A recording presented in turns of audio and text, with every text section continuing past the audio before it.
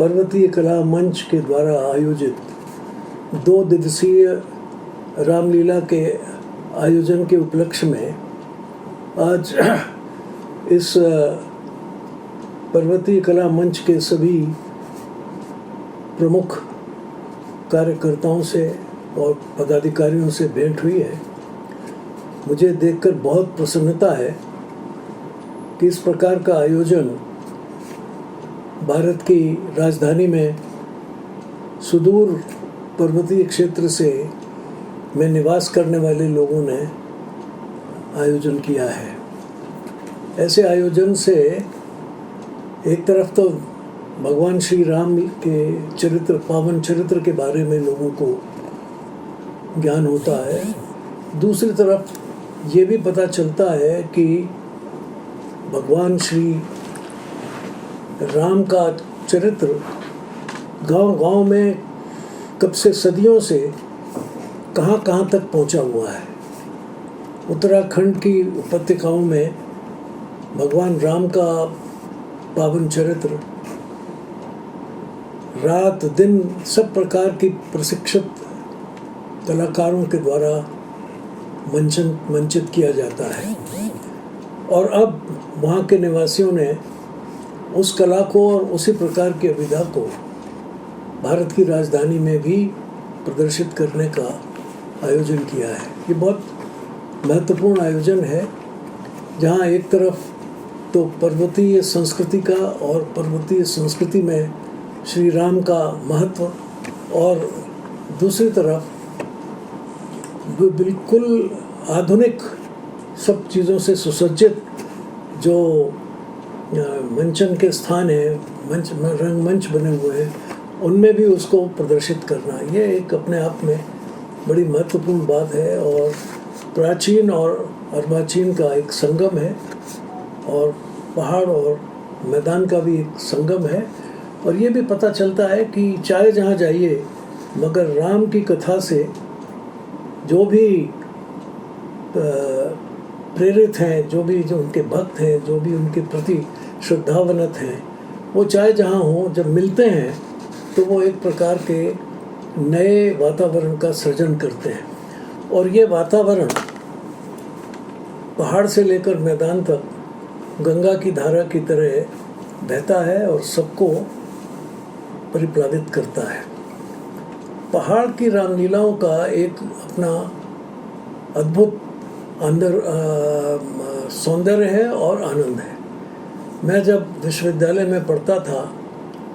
तो इलाहाबाद विश्वविद्यालय की सभागार में और आगे चल कर के तो जो वहाँ उसका ड्रामेटिक हॉल था, ड्रामेटिस्ट एसोसिएशन का, उसमें 10 दिन पर्वतीय रामलीला हुआ करती थी और लोग सारे शहर से देखने के लिए आते थे, क्योंकि इसका एक अनूठा सौष्ठव है, इसका एक अनूठा आनंद है और इसकी एक अनोखी कल्पना है जिसको सामान्य तौर पर जो बड़े बड़े मंच पर यहाँ के लोग कलाकार करते हैं उससे अगर आप तुलना करेंगे तो शायद जो साज सज्जा है उसकी तुलना में तो कुछ भी नहीं होगी, लेकिन जो भावाभिव्यक्ति है और जो मन की भावनाएं हैं और जो राम के प्रति और रामलीला के प्रति जो सहज आंतरिक प्रेरणाएं हैं वो प्रदर्शित होती हैं। और मुझे देख के उस समय ये बहुत आश्चर्य होता था कि इलाहाबाद शहर में जो बड़ी रामलीलाएं होती थी वो तो होती ही थी, लेकिन इस रामलीला को जो इलाहाबाद यूनिवर्सिटी के ड्रामेटिक हॉल में हुआ करती थी 700-800 लोगों के बैठने की स्थान होती थी, लेकिन 3-4 हज़ार लोग आते थे और बाद में तो फिर स्क्रीन लगाना पड़ता था जब ये स्क्रीन लगाने की व्यवस्था हुई। फिर अब तो वहाँ वो वातावरण नहीं है, लेकिन एक समय था। और जब मैं दिल्ली में आया था तब भी यहाँ दिल्ली में पट्टी की रामलीला होती थी। पहाड़ में पट्टियों में बड़ा एक दूसरे के साथ कंपटीशन होता है, ये मेरी पट्टी है तेरी पट्टी है। और यहाँ शुरू में यही दिक्कत थी कि ये इस पट्टी की है, ये उस पट्टी की है, तो रामलीला भी पट्टी पट्टी में होती है। लेकिन फिर एक पर्वती मंच भी बना, एक हमारे मोहन उप्रेती जी थे, उन्होंने बहुत बड़ा इसके अंदर सब लोगों को जोड़ा, सब कुछ किया। अब पता नहीं उसमें वो मंच उनका भी है या नहीं है, लेकिन वो उसने भी एक बहुत यहाँ प्रतिष्ठा प्राप्त की और लोगों को बहुत आनंद आता था कि वो भाई चलो पर्वती रामलीला देखें। इसका कारण यह है कि वो एक बड़े सहज आंतरिक भाव से रामलीला होती थी, उसमें आडंबर नहीं था, उसमें अंतर की प्रेरणा थी, उसमें एक सहज राम भक्ति का प्रस्फुरण होता था। तो इसलिए ये एक बहुत अच्छा आयोजन है, इसको मैं बहुत इसकी सराहना भी करता हूँ, ऐसे आगे बढ़ें। लेकिन मैं ये कहूँगा कि एक बार जितनी भी रामलीलाएं पर्वतीय क्षेत्रों से होती हैं, उनमें से एक एक को एक एक दिन बुला करके उसी का मंचन करा दिया जाए। कोई ऐसी भी एक प्रतियोगिता यदि आयोजित हो कि एक यहाँ की, एक उसगढ़े की, एक पिथौरागढ़ की, एक अल्मोड़े की, एक रानीखेत की, एक चमोली की, यही सब हो जाए तो भी लोगों को पता लगेगा कि देखो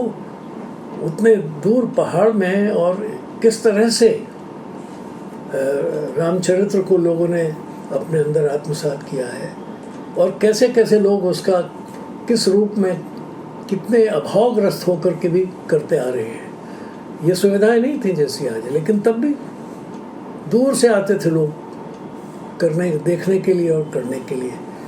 और मैं ऐसा समझता हूँ कि मैंने भी जो रामलीलाएं वहाँ देखी वो मैं आज तक मेरे अंतरपटल में लिखी हुई हैं, रची हुई हैं। और यहाँ भी मैं बड़ी बड़ी रामलीलाओं में जाता हूँ, पर उसमें आडंबर बहुत है, उसमें धन की एक कहना चाहिए धर्मार होती है, लेकिन उसमें दर्शक और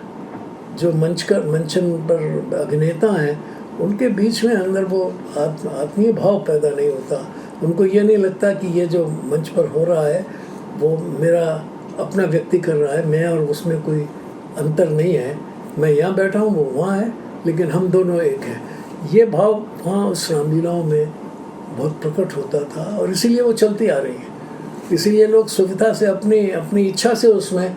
तालीम लेते थे, भाई चलो प्रैक्टिस करें, कोई पैसा तो मिलता नहीं था उसके लिए। तो ये जो भावना है कि हमें ये करना है, ये राम के संदेश को पहुंचाते रहना है, ये अपने आप में से एक बड़ी बात है जिसको हमारे लोगों ने वहाँ बचा के रखा है, बना के रखा है। और मैं तो जानता हूँ, याद है मुझे हमारे अल्मोड़े में